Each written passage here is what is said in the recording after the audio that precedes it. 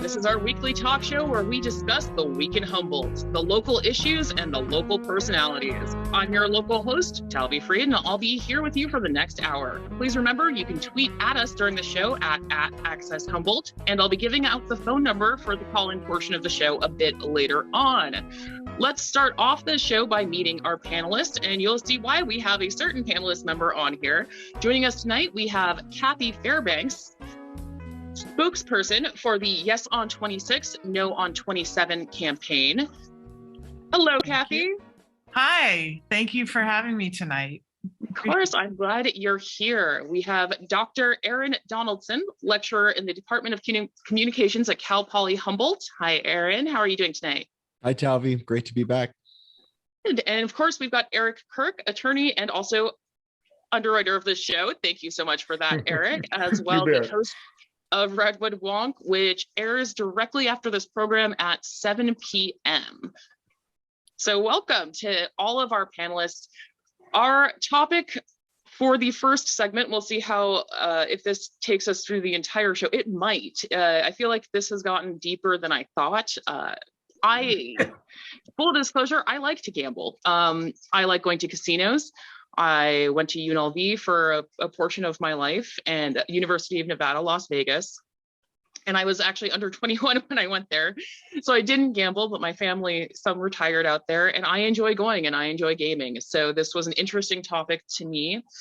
What propositions in 26 and 27 seem to be they're offering the chance to change the gaming landscape in Humboldt County specifically, and in all of California generally. And we should mention, we did reach out, me and the producers of the show tried to reach out to members of the local tribes to try to find just an opinion to see if they wanted to be on the show. And they all kind of went, nope, they just didn't respond to us in any way, which is interesting. Still love them, still appreciate past contributions to the show and hope they contribute in the future. Though it made me more curious why they didn't want to be part of either a for or no, or even just helping explain what these propositions are. So there's further questions. Does the gaming landscape actually require an overhaul? Is it needed in California? Do either of the propositions actually benefit any groups that they are supposing that they benefit? And does California need legalized sports betting? Do competing propositions like this, because it seems like they're almost so similar yet so different, does it just create confusion? And who knows? So I'm going to start with Kathy Fairbanks, because you seem to have a very, you're the spokesperson for one side of the coin on each of these propositions. Right. Thank you so much again. Thanks for having me tonight. I represent the Yes on Prop 26 and No on Prop 27 campaigns. We're a joint campaign. Our coalition is made up of tribes, of community groups and social justice groups, and many, many others who support Prop 26 and oppose Proposition 27. And I can give a little bit of background on each one and outline the differences quickly. Proposition 26 is sponsored by tribes. It is an in-person sports betting measure. It would allow in-person sports betting at existing tribal casinos and 4 horse tracks. It also allows games of dice, and so that means craps and roulette and things like that.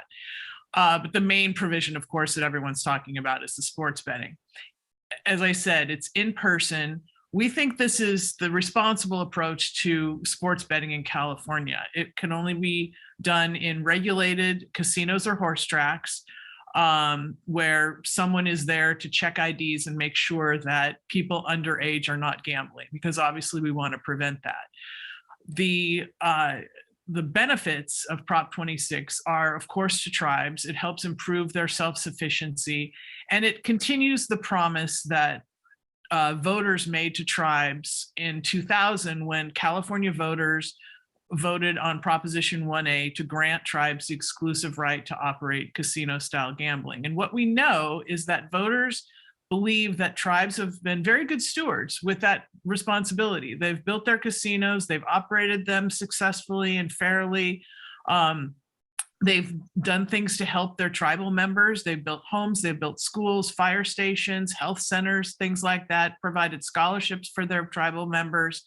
They've also given back to their communities, and they support 150,000 jobs statewide. They support 12 billion in wages, and they contribute through their revenue sharing and their compacts that are negotiated with the state of California.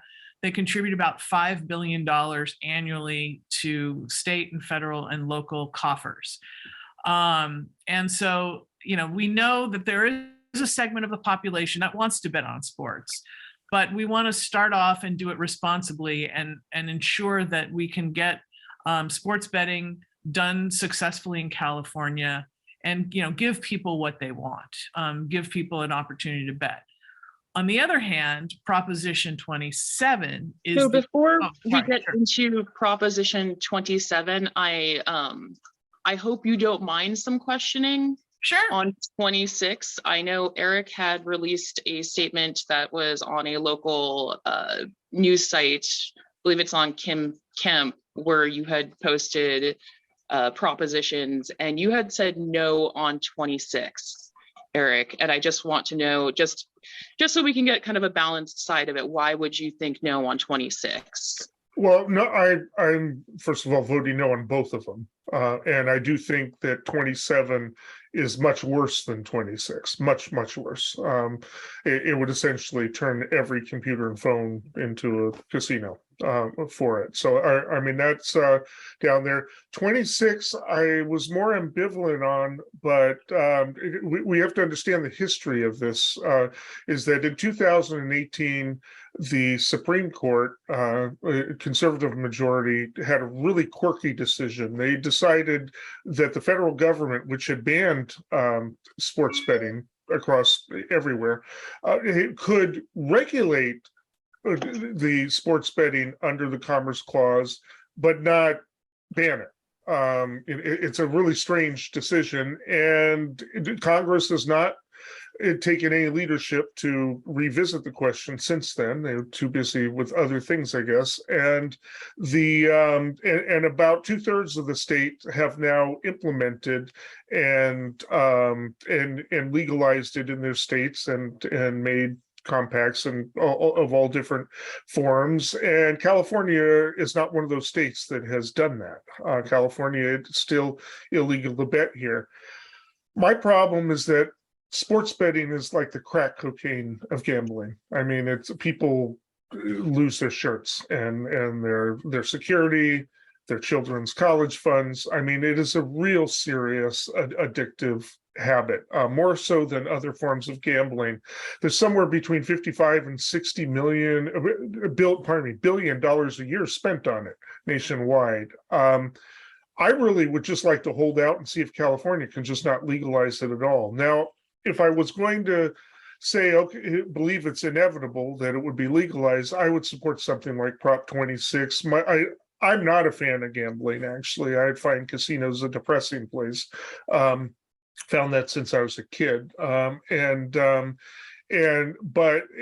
my take in the 90s when they first passed the gaming was that, look, it's either going to be people driving all the way to Nevada and, ex-gangster families who are in tight with the political crowd there, including the Laxalt family, by the way, would make money off it, or or some of the native tribes could make money off it. Since it was inevitable that it was happening anyway, I figured, well, why not save people gas money who are going to go do it anyway, including the addicts, and let the tribes make some money on that. I'm fine with that.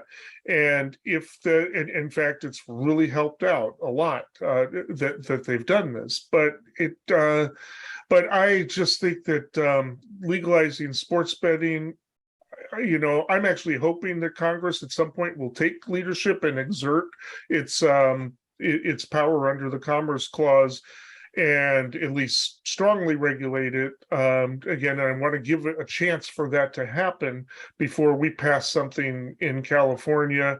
Like I said, it's better that you actually have to go into a casino and do it. It's better that tribes actually benefit from it. Notably, a couple of tribes actually support Prop 27. That's a whole other story, and the rest. But I'm just urging a no vote on that. If we're going to legalize it, let the legislature take it on. Have meetings in committee where all of the stakeholders come and say their piece, and then the legislature do its job and forge some kind of policy or new law out of that. The problem with propositions, and I support the proposition system, but it's straight up or down, yes or no. You can't change it once it's passed, but not very much, and we're locked in.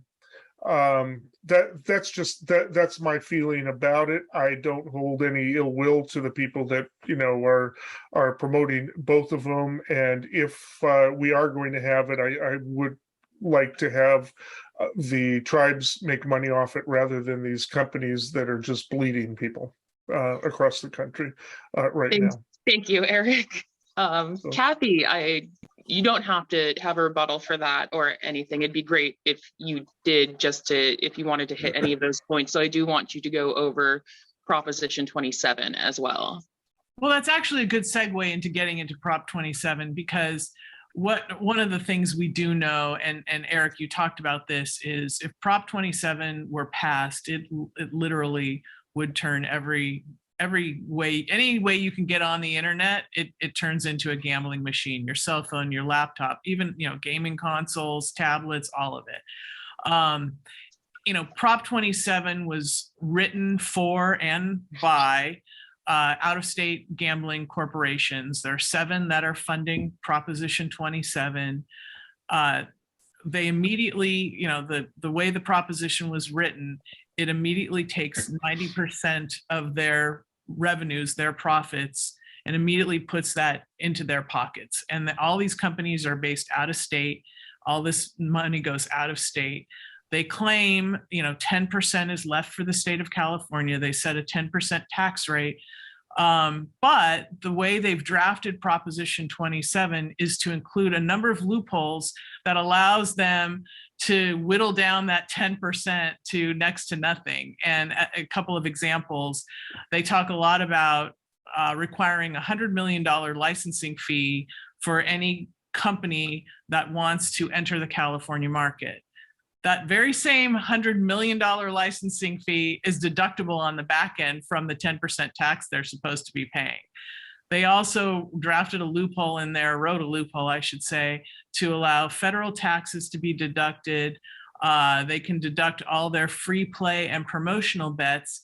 And there's a provision in there that says the free play and promotional bets cannot have a limit put on them. So what we think they're trying to do is offer, all these promotional bets and be able to whittle that 10% down to almost next to nothing, leaving Californians with pennies on the dollar. So this is why so many groups are opposed to Proposition 27. Tribes, obviously, the overwhelming majority of tribes are opposed to Proposition 27 because it threatens tribal self-sufficiency. And over time, what we know these companies have in mind is that they don't want to stop at sports betting. They want to bet on, they want to turn the phone into an iCasino, if you will, a poker, blackjack, all kinds of betting on, name anything you can think of, and it will be bet on. And ultimately, that optionality will undercut the tribal casinos. And there have been a number of studies demonstrating that online anything is more addictive, back to your point, Eric, than in person. And what has been found in other states is that in the states that have allowed and enacted online sports betting, calls to their problem gambling hotlines have shot up through the roof. In New Jersey, there's a 500% increase. There are studies showing that, high schoolers are getting online, and even the DraftKings corporation, it's a public company, so they have to file forms with the Securities and Exchange Commission. They just filed, I think it was a 10K, it might have been something else, but they made a disclosure in February of 2022, this year, a few months ago, saying that their platform was subject to bad actors and that they don't have a foolproof, they acknowledge that they are subject, they can't prevent fraudulent credit card use, fake accounts being set up, and all the activities that you would expect of bad actors. So the concern in California, of course, is, okay, there's no foolproof way to keep kids from gambling online. And if you hear them talk about it, they say, well, we have very strict safeguards in place. We have know your customer law or requirements in place. We allow people to sign up for a list saying, don't send me emails, don't send me texts, don't do any marketing to me. And the companies have even violated that. So it's just like, it's just not foolproof, and it's very dangerous, and it undercuts the tribes, and it's just not, and it won't provide as much revenue as they say they will for California. And if you just look at it from, no matter what angle you're looking at it, it really is a bad idea for California. Okay. Eric? I completely agree.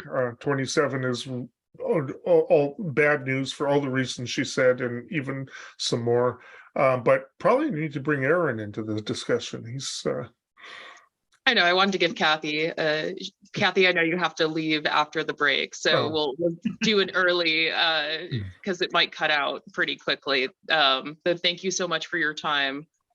Oh, well, then just really quickly, yeah, I completely agree. 27 is by far the worst of the two, immeasurably. And there's almost nothing good about it, especially since it is premised on some lies, as she. Well, there is one good thing that we know right now, which is that it looks like it likely will fail. Yes. There have been a couple public polls 10 days ago or 2 weeks ago. The UC Berkeley Institute for Governmental Studies and LA Times collaborated on a poll where they polled Californians, and Proposition 27 was losing big time. And so it's, we never say never. We still need people to vote no, but it was failing. I think it only had 27% yes support. And it's really difficult to climb out of a hole like that. So despite an immense advertising campaign, just like saturating everything. Yeah. They raised $170 million for their campaign. So one of the things I saw said that if it passed, it would, like, California would become like the second largest gambling market to like Great Britain or something like that. It would make it one of the single largest single markets. And I just really want to emphasize what Eric said. It's like, let's do that through legislation. I just don't think propositioning is the way to open that market up to the world. Yeah, it's and the CEO of DraftKings has said they're likely to be back in 2024. So we may be looking at this again, but that's why, defeating it by a big margin is important this November. So for anyone listening who is opposed to 27, please remember to vote no.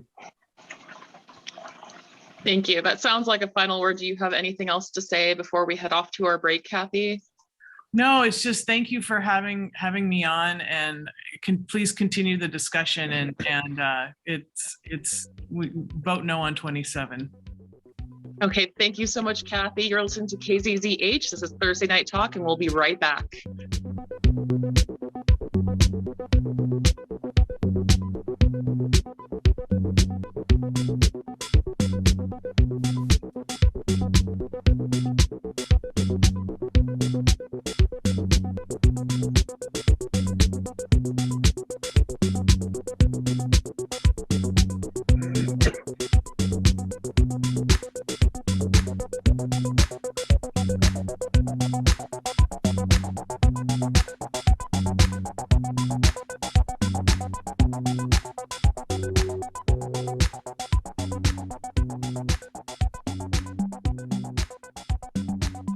Welcome back to Thursday Night Talks. As we continue the discussion about Props 26 and 27, we will also be branching out into some other propositions on the ballot in November, and we will be taking your Zoom calls at the same time. If you do want to call in, you can call us. The phone number, you can use a landline to call us with, but you will need a meeting ID. So write this number down. The number is 669-900-6833.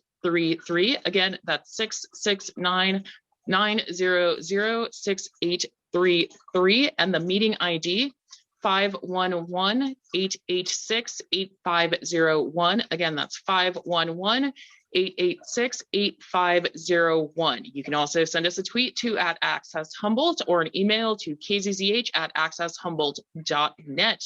I am joined by Dr. Aaron Donaldson and Eric Kirk. Welcome back. We lost Kathy. Kathy, she had a break, but I'm sorry I didn't tell you, Eric, that she only had a short time. Hence why I really wanted just to hear her talk, because she had a differing opinion on you on the first portion. I feel very convinced that Prop 27 is like, did you ever receive, like when you first joined Facebook, like Mafia Wars requests or Farmville requests, and they just never went away? And you'd back out of it constantly and consistently, and there they always were. It sounds like a really horrid version of that. So just because of that mentality that I got about what the future would be like with these horrendous commercials like gamble now, and I'm like, I'll go to the casino if I want to do that. Though, Eric, you had mentioned earlier, and I know, Aaron, I do want to give you time to talk, but I was just very curious.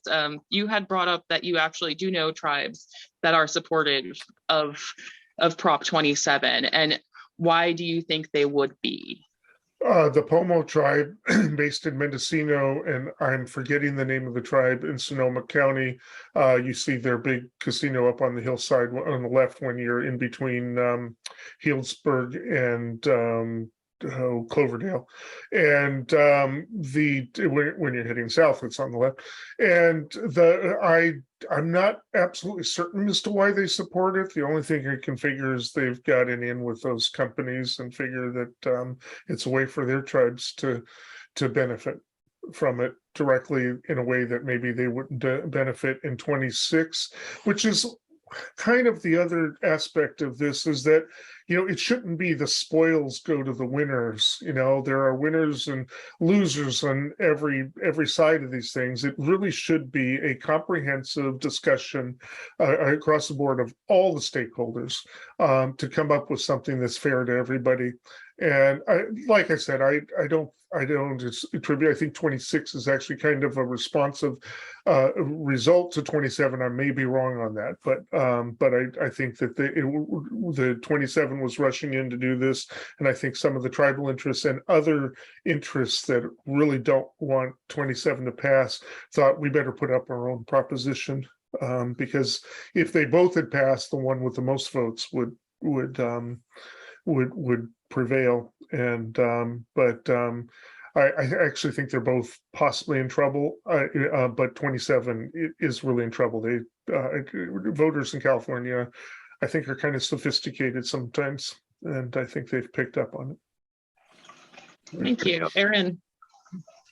Well, one of the things that's really, jumping out to me here is that when we talk about the metaphor that you gave, I thought was really good with like mafia wars, right? Like the companies that are behind 27 are not messing around. These are people that see a massive opportunity to join a couple of technologies all at once. Like we talk about how gambling is addicting and built to be addicting, and we talk about how casinos are built to really soak people.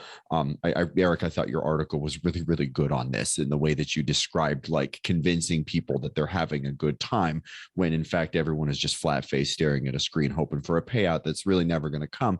And I like to play poker and I like to play other kinds of games, and so I'm not going to disparage people that gamble, but I want to be very clear that this technology is ancient and it is built to activate parts of our biology that are known to be susceptible, risk reward calculuses and things, to induce a certain kind of addictive behavior.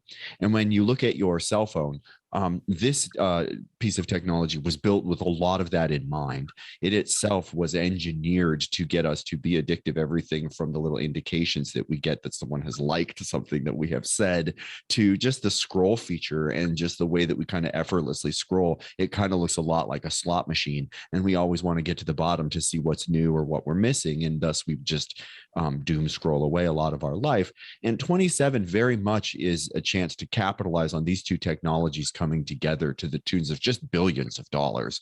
And so putting the two of them in conversation is very much like comparing apples and Death Stars in my mind. And 27 is a huge problem. The only other thing I really want to emphasize with 26 is that Kathy Fairbanks did say before we got on here that one of the reasons that we're just not hearing from a lot of tribes right now is they're just super busy. They travel a lot. They get asked a lot for a whole bunch of different interviews. I'm sure they're just getting bombarded right now by a bunch of people asking them to kind of explain their interests here.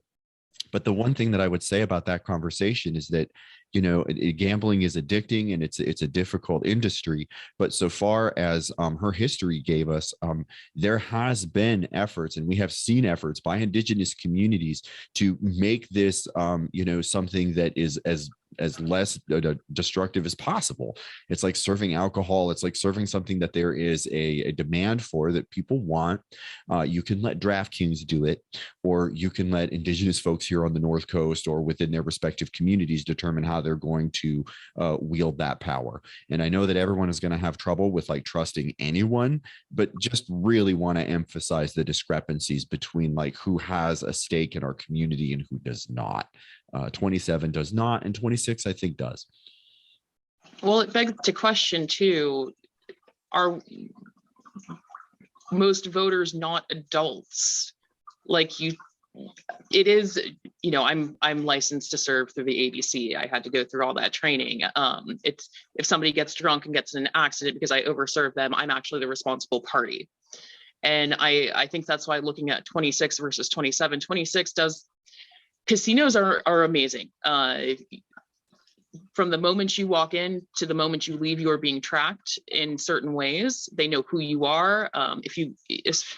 Nevada was a crazy, wild place, but if you go to one casino down the street, they know that you went to that other casino. They know how much you spent there. They know who you were with. And I'm not sure that it's that tied here. Like, then again, the casinos are so far apart out here, I can't imagine casino bouncing one night. But, you know, if I walk into any one of the casinos, they're like, we know her. She's probably going to get the same drink she got last time. She's going to go eat this at the same restaurant she ate last time. It's true, though. They also have a certain level of responsibility. I like to go there because I feel safe. They have security. They do know who I am and everybody else is. And so the crime's a lot less there than if I go and do illegal gambling out in an alleyway. For sure. And I don't know the technologies for how safe guarded these betting websites are going to be. You're putting all your information out there. It's like, oh, I go and I bring my, you know, $100 limit or whatever, and I go and maybe spend a little money here, play some poker, try something here. I know if I lose that money, I'm losing that money. Nobody's going to be going into my account and taking it. At least the casino's not. They want to, I'm sure. That's the point. The house always wins, but they're going to get my money by me, you know, eating food and drinking and bringing all my friends who my friends can lose. I've got my limit, you know, and or they have events and things like that. Though I'm an adult, and if I want to say, which I really shouldn't, the economy is rough right now, but if I'm like, I'm willing to lose the money tonight, is it not on me to lose that money? And is it not on other people to say, you know what, people get addicted to video games all the time. I spent $10 on a favorite video game a few days ago. This is a free game, by the way, because I wanted the special part of the game that they just released. And is that not on me? Am I addicted to the game? Probably. I love this game. It's called Sky. Everybody should play it. They're not paying me to say that. I'm paying them to say it. more and more games are coming out with like unlockable content, and more games themselves are starting to replicate what we learn about gambling, and it's called the gamification of entertainment. We can do a Google Scholar search and find all sorts of contexts where we see this going on, and it's frightening because, you know, like when we talk about addiction, we're talking about something that is a fairly well-known public health risk. And when it comes to public health risks, that creates a stake or an interest in the public to be like, yeah, there's a degree that we will allow adults to do reckless and risky things and to throw all their money away. But when doing so creates a major problem for the entire community, which, you know, definitely extremes of gambling can do, or obviously extremes of drinking can do, then we say that creates a public health risk, and that creates a stakeholder in the public that has some interest in making sure that we make it as safe as we can.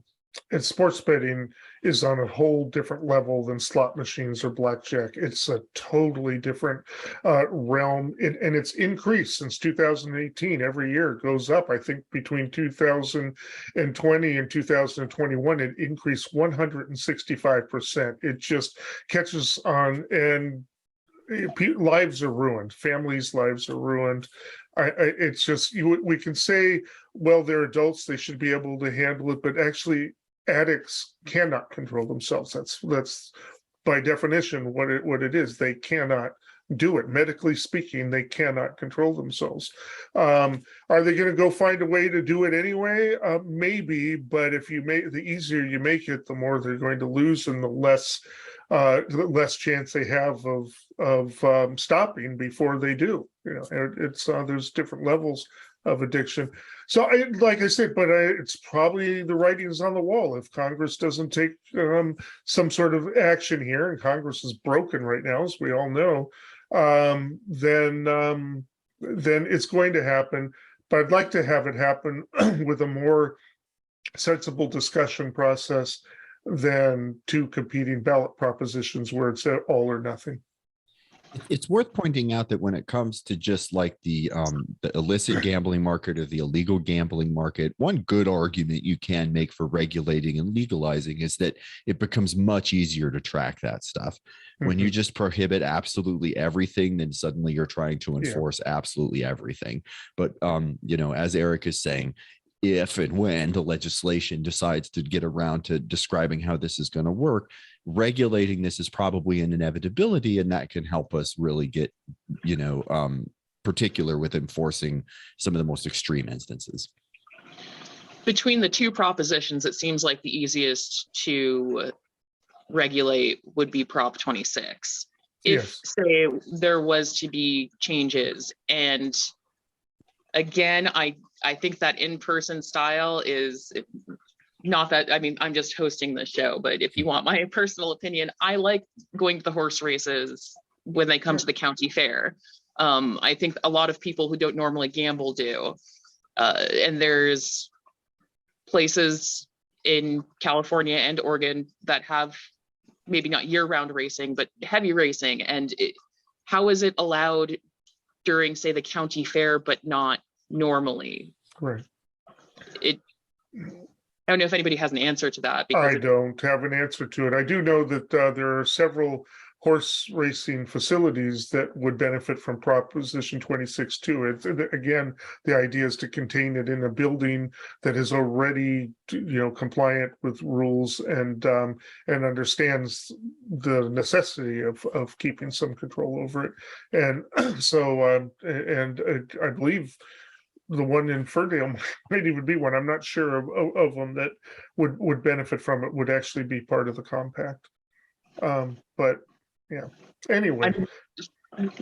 Horse racing is actually a controversial topic on its own. I mean, I could have, you know, 3 different varieties of people just talking about that because of the issues. People worry about the horses, people worry about the jocks. Then there are people who travel around and they go with, like, that's their life. It's the carny life, in a kind of way. And I mean that in the best way. I've lived that carny life. It's kind of fun. I'm not sure where I was going with that. I was just like, that's it's so weird that sometimes it's allowed and sometimes it's not. And I'm not actually like, it just allows these things to happen just on. So if one of the casinos decided that if this works, that they can they have horse races year round? Would that even be something that they do? And who hasn't bet on the Super Bowl? Everybody plays squares in this town. Every single person plays squares with your friends at certain establishments. Not that I know of any, but we all do it. And is that not gaming? Like that's betting on, that's sports wagering. Yeah, it's regulated, but anyway, to a certain degree, and I think it's minimized to that point, and that's why we really need, and that all happened by the legislature, that hopefully found some balances. And I don't know how well it works or not. I haven't really studied the question on horse racing, but we could get into blackjack too, which arguably isn't even gambling. But anyway, it's not. The skill involved, so it's not totally gambling if you can actually know the statistics. A good old book called Beat the Dealer teaches you how to count cards. Yeah, I was about to say that's called card counting, and that's actually banned. Individual casinos do, but they're not supposed to. It's amazing that they can ban winning. There and way out. Like that to me is just wild. They can ban winning. That's what it is. When you figure out a way to win, they ban it. And I think that tells you that it has absolutely nothing to do with playing and everything to do with soaking people, as Eric puts it, who are bad at math. And that includes me. I am very bad at math. Oh, no, anyway, we got other propositions to discuss, but No, I was thinking of I once got banned from playing any of the games at Knott's Berry Farm, went on a school trip because I was too good at them. There it is. And so all of my friends kept making me play to win them, like these stuffed monkeys and things. Like I was very athletic when I was younger. And this isn't a bragging point. I was really upset because I was winning giant Furby toys and monkeys hanging on swings for like all of my classmates. And like one of the employees came up to me and was like, "Where's your chaperone?" And said she's not allowed to play any more games. I was so upset. That's the only type of gambling I'm good at, are those carnival games. You should what they did to my that. dad when he was counting cards and winning money in Reno in the 1960s was they put a special dealer on him, and he lost 17-16, then 18-17, then 19-18, and he got up to go to another casino, and the woman who was dealing said, "Oh, you caught on." Yep.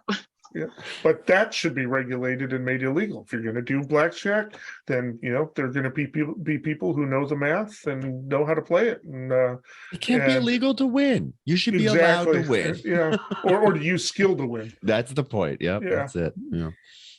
No skill sets allowed. Which is such a bummer for those of us who are good at certain random things, whether you're good at card counting. I guess that's the House wants to win, but will they win with Proposition 26? Will they win with Proposition 27? And who will actually benefit from that? There's all these measures about like, here's where the money goes. Is the money actually going to go there? I don't know. Everybody go read what the propositions have to say. You can find them on like the California.gov website. Read it for yourself. We're going to get into some more propositions after this break. You're listening to KZZH, the Thursday Night Talk.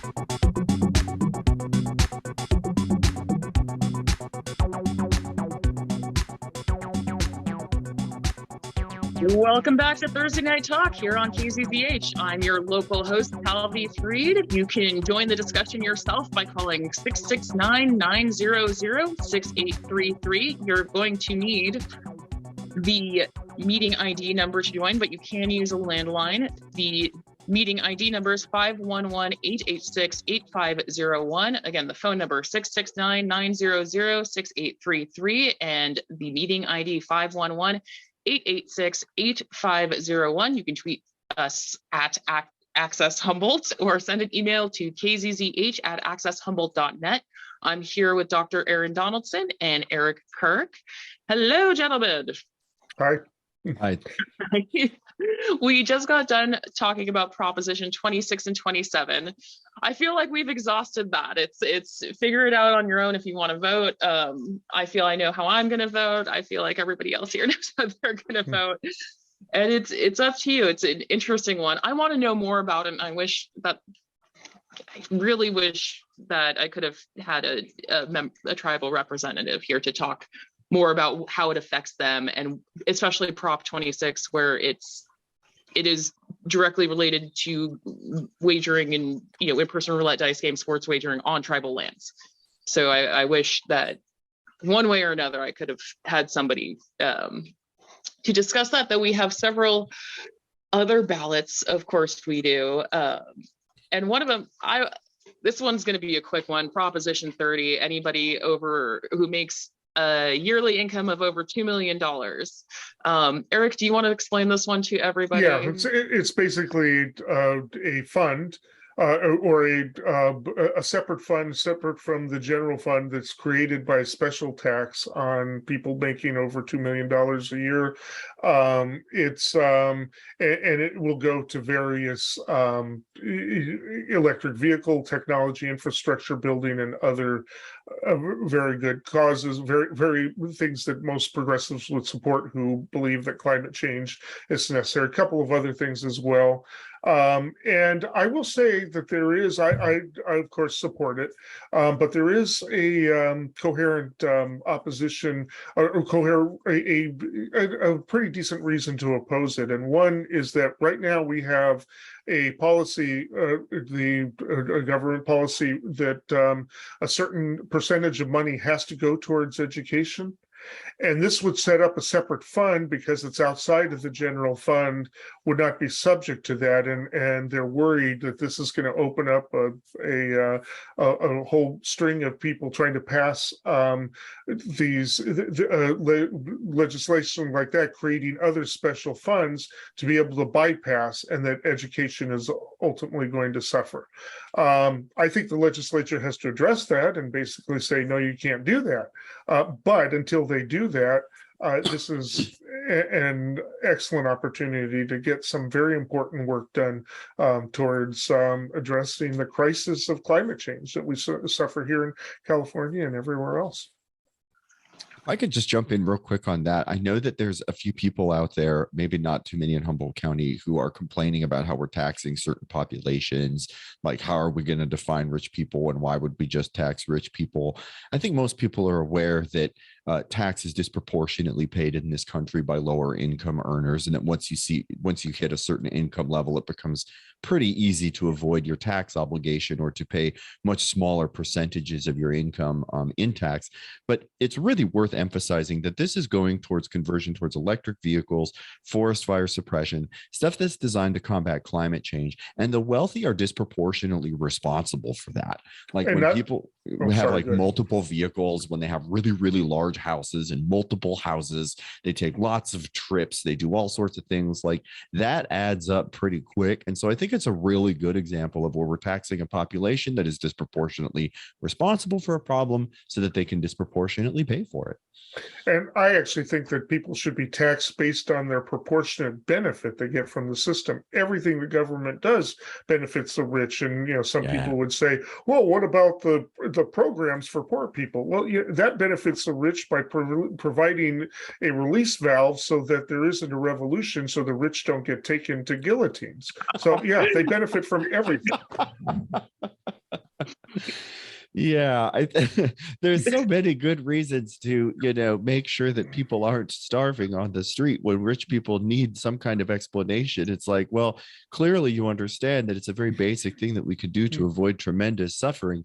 When it comes to being rich, your ability to be rich is predicated entirely on like an entire society that holds you up, like freeways and power grids and workers and all of these other things that are necessary for your wealth to accumulate. And I'm a big fan of Eric's tax policies. Let's do it. So I thought this was going to go in a different direction, but I'm kind of glad it went there, though. Let me ask this question. So preface it with California supposedly is going to be a all electric vehicle state within 50 years, 30 years. I think they said 2035 they weren't allowed to sell anymore. They won't ban them, but I believe 2035 is the target date to stop selling fossil fuel vehicles. Brand new ones. So there will be cars grandfathered in. Right. Hence, right before then, there will probably be a huge resurgence of everybody wanting muscle cars, though. It's true. It will happen. Yes. And they'll be considered classics in another 100 years. It'll be interesting to see. So get your gas guzzlers now. The inflation rate for your great grandchildren will be insane for them if they keep them up. Teach them how to change their oil. Though there aren't that many charging stations, and electric vehicles don't go very far, and they are insanely expensive. And right now, Tesla has a corner on them, and they charge crazy prices. And talk about pay to play. If you want the full, they tried to pass that if you want the full ability of your car to charge to a certain level, you had to pay an extra $7,000 a year. And then Tesla owners went, "Are you kidding me?" And that received enough backlash that they were like, "Just kidding, you can have your full engine's worth that you've already paid $50,000 for." Though what is this?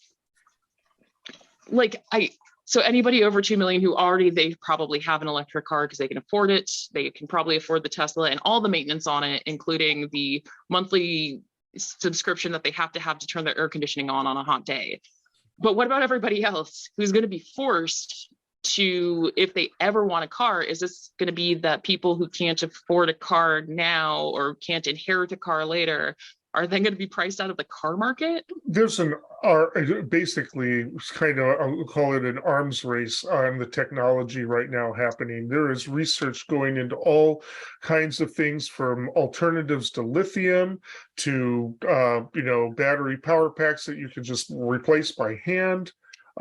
Anyway, it's the technology is going to change, because what this latest oil crisis has caused is a massive increase in the demand for vehicles. And right now there's about 180 possible models of electric cars. So it's not a static thing. Yeah, right now they're too expensive, but they're not going to be.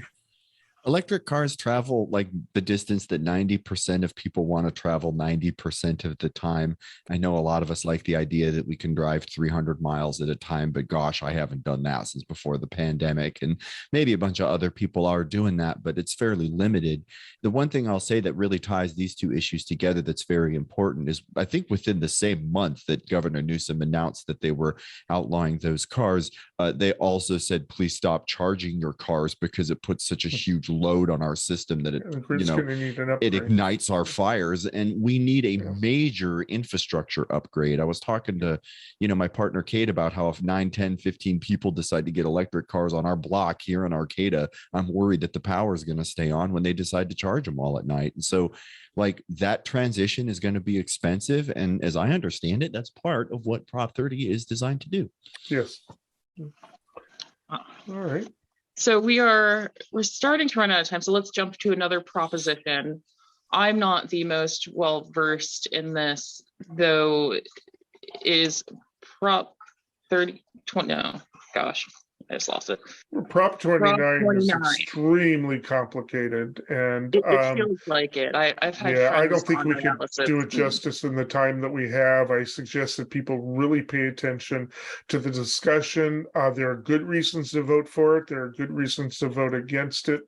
And but it's way too complicated in the 12 minutes that we have left. Can I ask potentially a shorter question on arguably, important issue, and it's about Prop 1. Is that okay? Yeah. Because in your review of Prop 1, you said that you feel like, I mean, you're being a little cynical, maybe, I don't know, that it's just a power play by the Democrats. I really wanted to ask that too, so thank you for asking. I forgot. And Talvi, by all means, jump in, because Eric and I may not be the best people to jam on this for the last 12 minutes, but my question to you was that it seems to be like it is potentially opening the doors really for just like or arguably trying to stop a lot of the what do they call it, like when it's a vital fetus or something like that, they give it a number of weeks, and a bunch of doctors are talking about how 25 weeks is just not a clean number across every human that can become pregnant, and something like this, putting it in our Constitution, really enshrining it there, it may just be rhetorical, but at the same time, it's giving it a lot of strength. It's more than just a power play, right, Eric? Or what do you think? I don't know. As you might note, the legislative analyst has to come up with what the potential impact is on the budget, and it's zero because it changes nothing about the law. The original we actually in California, abortion was legal before Roe v. Wade because of a measure that was passed in 1972 that put privacy on the ballot. Privacy has been deemed since the precursor to Roe v. Wade of Griswold versus Connecticut, another thing that could get overturned, is that it protects your rights, reproductive rights, and your decision to have a family, not have a family, everything with your doctor. I just think we've got it. I get that the Democrats want to get a higher turnout in the ballot to maybe retake some of those House seats and other things. I just don't like that kind of politics. I find it manipulative. Let the bad guys do that. That's just my feeling. It doesn't add anything. I mean, okay, so we explicitly put abortion and contraception into the Constitution, and maybe there's some symbolic value to that, but it's not being sold that way. People are thinking that they're actually going to increase protections in California. It's not, and the opposition is contradictory. They say, well, it's not going to make any difference, and by the way, it is. I mean, it's really, if you read the opposition, it contradicts itself on the basis that we need to be able to control abortions and the rest. So I think they have different people writing it. I don't know. They probably had different people writing the rebuttal to the argument for and the argument against, because they contradict themselves. It's going to pass. I'm going to vote for it. I just don't appreciate the manipulation. That's my take on it. So it sounds like you're saying it. I mean, it is redundant. I asked the question to another group of panelists during another day, like, why are we even doing this when we have the rights? And I think the reasoning is because it's scary out there in the world because other states are voting differently. And so we need to cement that. Yeah. And we just need to make sure that it's solidified and to revisit it again and again and put it into people's minds. And if it does force people to go out and vote and they're going to actually look at other ballots, then good. Though I think the redundancy is kind of the point of it, of we need to every now and then check in and say that we're going to do this. So, but why not do a proposition that actually makes a difference? For instance, how about a proposition that allocates money for people coming from out of state to get it, where they're going to have to come from surrounding states? Anyway, I think it does make a difference, though. This was the point that I was going to try to make was that it does make a difference. There are people that are saying that one of the ways that Republicans consistently regulate abortion when they can't regulate abortion is with like these creeping viability laws, where it's like after a certain amount of time, we're just going to pick a number and then we're going to say you can't have any abortion after that because that's what we're going to call a viable fetus. And viability is the word I was looking for. And right now in California, if I'm not mistaken, it's 25 weeks. And part of this proposition is like that those kinds of policies may potentially not be allowed anymore. And a lot of people are saying that that's significant because 25 weeks is not necessarily responsive to the realities of all pregnant people out there. And viability laws are in fact a kind of creeping way that folks try to regulate abortion. So it potentially does provide additional protection. I don't know. It's also it is easy to pass. It puts it in people's forethoughts, and that's why I think it is important. And why didn't we put in another law or extend the laws? Because how about a law that says we're not going to provide any information to other states that are going to prosecute their people for coming here? We can do those too. Against extradition. There's so many things that we could have done that actually make a difference, and for them to put a performative measure on that makes absolutely no legal difference. I don't appreciate that. Here was an opportunity to actually pass something of substance, and they did it because they just didn't want to have any debate, or it was easier for them to throw on something that makes no difference. So we've talked about quite a bit here today. We have closing thoughts. Eric, you seem to be on a roll. Let's go with you first. I think you've got about 2.5 minutes. All right. Well, the ballot proposition system, for all of my complaints about how it's being used, is actually, I think, a really good system. Not all states have it. Very few actually do. We have the ability to actually petition and put something on the ballot when the legislature is not providing leadership, and we see that. That's some part of the problem. I participated in passing a local measure a few years ago that the board refused to even discuss. It's direct democracy in some ways. In fact, that's one of the why a lot of more conservative people oppose it, because it's undermining the Republican nature of our government. So so anyway, I get out there. There are several other propositions that we didn't get to. I think it's actually probably one of the more significant aspects on the ballot this time around. We do have some important races, especially locally, but I just wanted to say, and this is the opportunity for you to participate, to educate yourself. Sure, read my recommendations, but please also do your own research and make up your own mind. I try to write my recommendations to provide information so you can make up your own mind, not just skew a different way.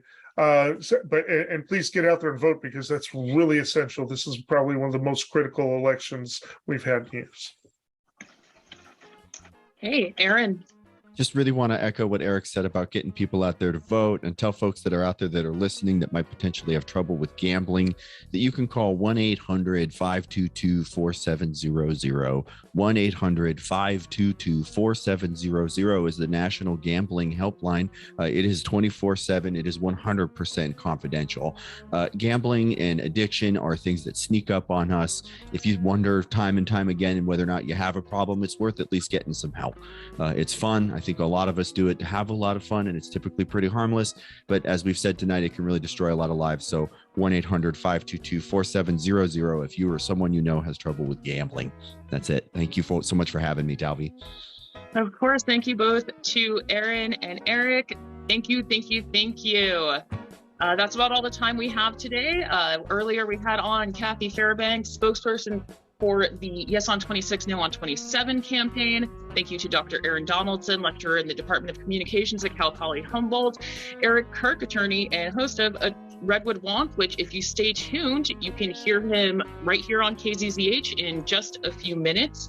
We'll be back next week with another Thursday night talk. If you have topics or suggestions for this show, just email us at kzzh@accesshumboldt.net. And as a Friendly reminder, you can re-listen to this show or hear it for the first time if you're only tuning to the end Friday evening at 8 p.m. right here on KZZH 96.7. Watch us on Access Humboldt's YouTube channel. Thank you so much for joining us. I'm Talvi Freed, and I hope you have a lovely rest of your week.